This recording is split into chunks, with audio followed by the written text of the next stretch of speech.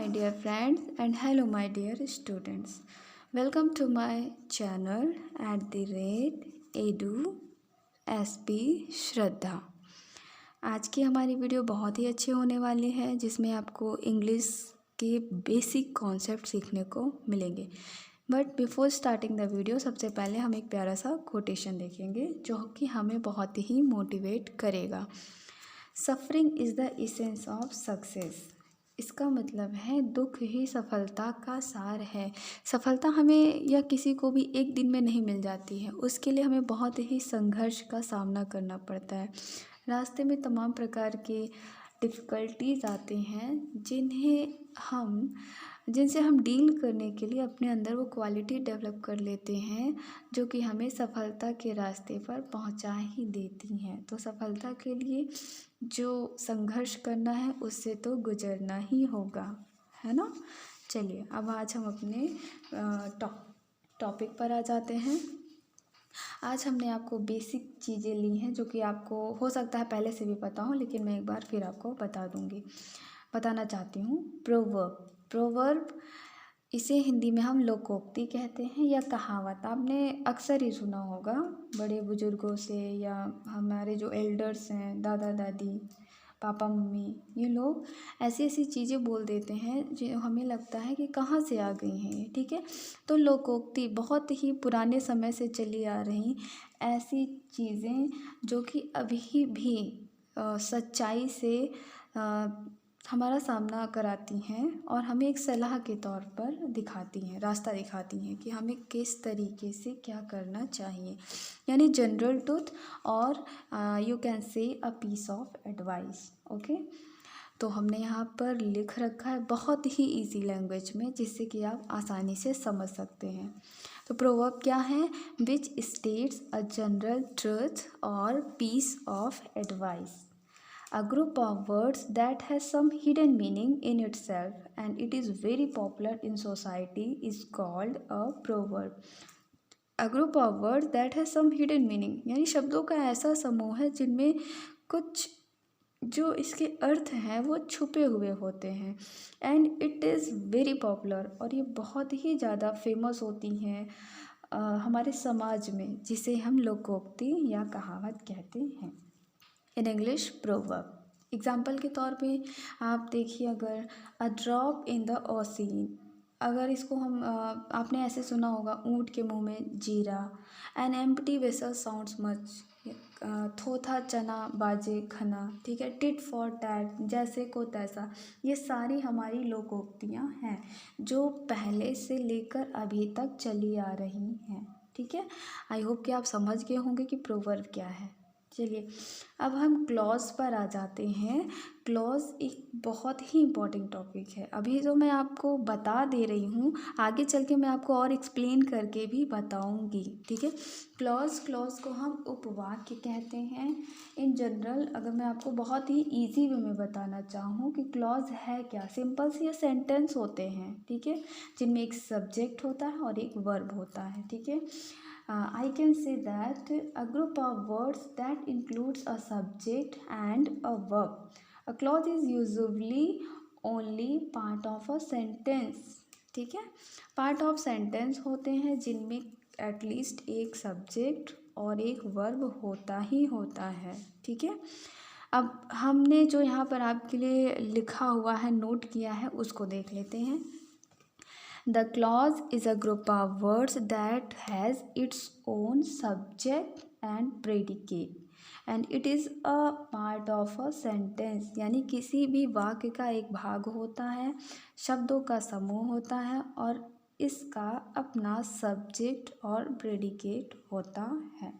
Subject आपको पता है, किसी भी वाक्य में जो करता होता है, ठीक है, काम करने वाला है होता है, उसे ही हम सब्जेक्ट कहते हैं। या अगर और ऐसा ज़रूरी भी नहीं है कि किसी भी सेंटेंस में कोई कार्य करे ही, ठीक है। किसी भी सेंटेंस में किसी के बारे में बात भी की जा सकती है, तो उसे भी हम सब्जेक्ट कहते हैं। और सब्जेक्ट को छोड़कर बाकी जितनी भी चीज़ें बची हुई होती हैं उन्हें हम प्रेडिकेट कहते हैं। हिंदी में इसे हम विधेय कहते हैं, ठीक है। There are 3 types of a clause. एक क्लॉज के तीन टाइप्स होते हैं, ठीक है, तीन प्रकार होते हैं। कौन कौन से हैं? Principal clause, subordinate clause, coordinate clause. एक एक करके मैं आपको समझाती जाऊंगी। प्रिंसिपल क्लॉज, इसे हम मुख्य उपवाक्य कहते हैं। इसको अगर हम आप डिफाइन करें, मैंने लिख रखा है, देखिए ज़रा सा।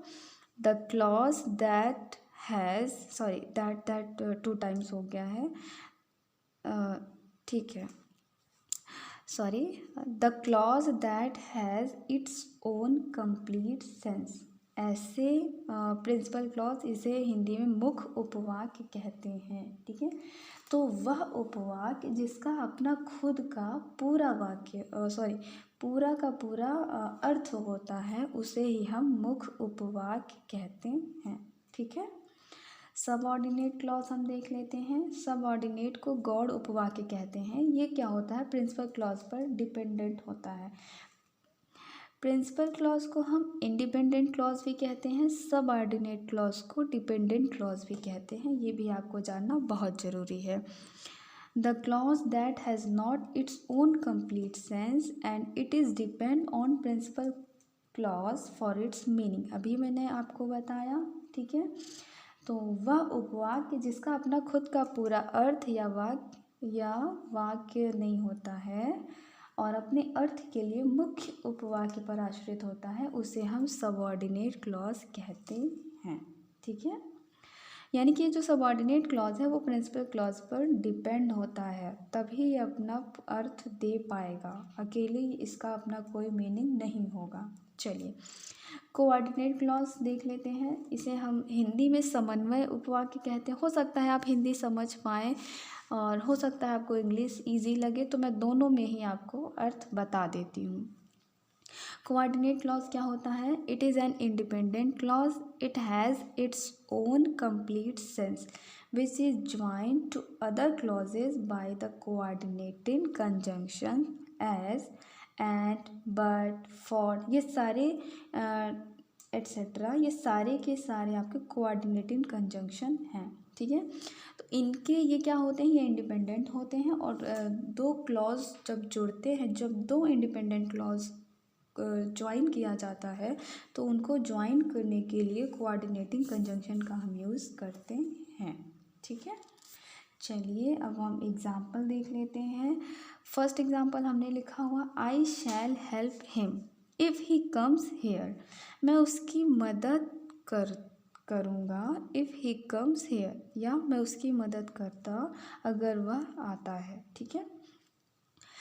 आई शैल हेल्प हिम, मैं उसकी मदद करता या मैं उसकी मदद करूँगा अगर वह आता है। तो आई शैल हेल्प हिम, मैं उसकी मदद करूँगा, ये तो इंडिपेंडेंट है, ठीक है। अगर आप सिर्फ ये बोलते हैं आई शैल हेल्प हिम, तो आपको कुछ और बोलने की ज़रूरत नहीं है, आसानी से हम समझ जाएंगे कि क्या कहना चाह रहे हैं। बट ये जो दूसरा है, he comes here, if he comes here, इससे हम क्या ही समझ पाएंगे, इसलिए ये है प्रिंसिपल क्लॉज पर डिपेंडेंट है, ठीक है। तो पहला आपका आई शैल हेल्प हिम, ये प्रिंसिपल क्लॉज हो गया। इफ़ ही कम्स हियर आपका सबऑर्डिनेट क्लॉज हो गया, ठीक है।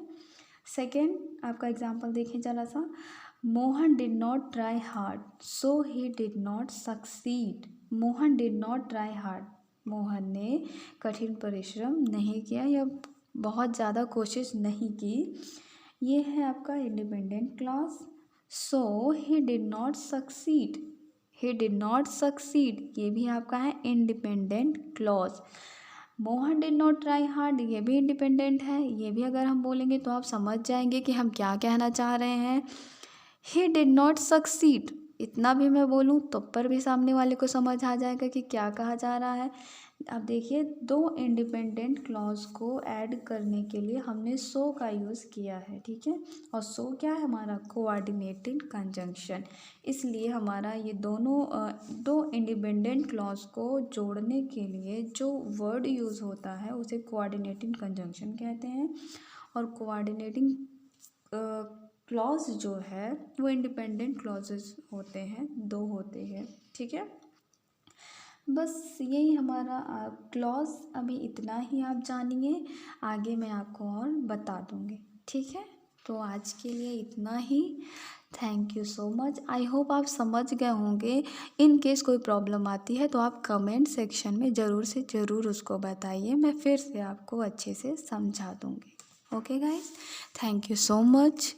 Please like, share and subscribe my channel. Thank you.